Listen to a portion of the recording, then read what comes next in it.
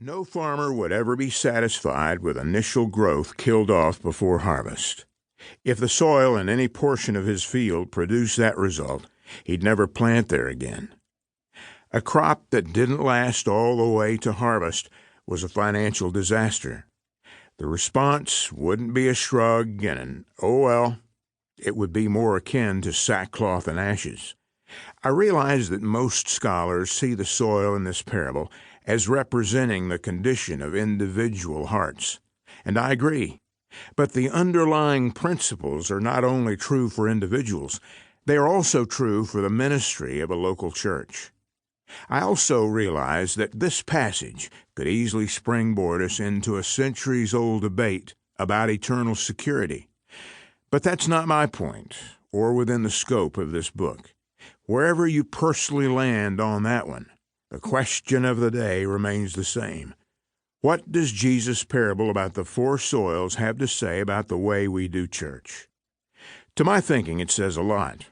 And one of the most important things to say about our churches is that stickiness matters. The purpose of this book. Don't take what I've said to mean that I'm against trying to open the front door wider. I'm not. I'd like to open it as wide as possible. It's just that I've learned that if left alone, the back door never closes itself. We have to intentionally slam it shut. In the following pages, we'll explore how to do that. We'll see what makes a church sticky, from its values and priorities to its structures, programs, and practices. In particular, we'll look in depth at sermon-based small groups, a lecture lab model for studying the weekend sermon in depth during the week. We'll see how they work. We'll explain why they have the power to make your church especially sticky. And we'll discover why so many of the traditional small group models we've tried in the past sound great, but don't work all that well in real life. My goal is to provide you with a working model that you can adopt and change until it's ready to be put into play in your unique ministry setting. I've deliberately written in a conversational tone.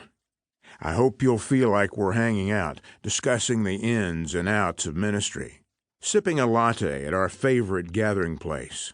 I'll tell you my story. You decide what works for you and what doesn't.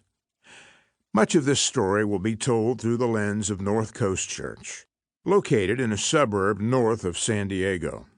Since 1980, I've had the privilege of pastoring an amazing group of people who've been willing to innovate, but also, perhaps more important, abandon programs and traditions that no longer work. That means that these insights, programs, and principles have all been hammered out on the anvil of local church ministry, not only at North Coast Church, but also in many churches that have already adopted their own version of sermon-based small groups. And unlike many books on ministry, this isn't the result of a rush to publish. It's not about the newest, next big thing. It's not based on an unproven track record of 2 or 3 years. It's the result of decades of successes, failures, refinements, and mid-course corrections. Even more important, these principles scale. They, and the sermon-based small group model, worked just as well when we were a small church of less than 200 adults as they do today in a multi-site megachurch with more than 7,000 in weekend attendance. They've also proven to be transferable to a wide array of theological, denominational, and cultural backgrounds. They've helped close the back door in small, large, rural, suburban, and urban churches, as well as edgy churches and traditional churches. The reason is quite simple. The need for stickiness is universal. The details of how we get there will vary from ministry to ministry, but the broad brush principles are strikingly similar in every situation. Here's an interesting scenario for you to ponder. Imagine 2 churches that each grew in attendance from 250 people to 500 over a 10-year period. Church A has a revolving door. It loses 7 people for every 10 it adds. To reach 500, it will have to add 834 new members or attenders. Church B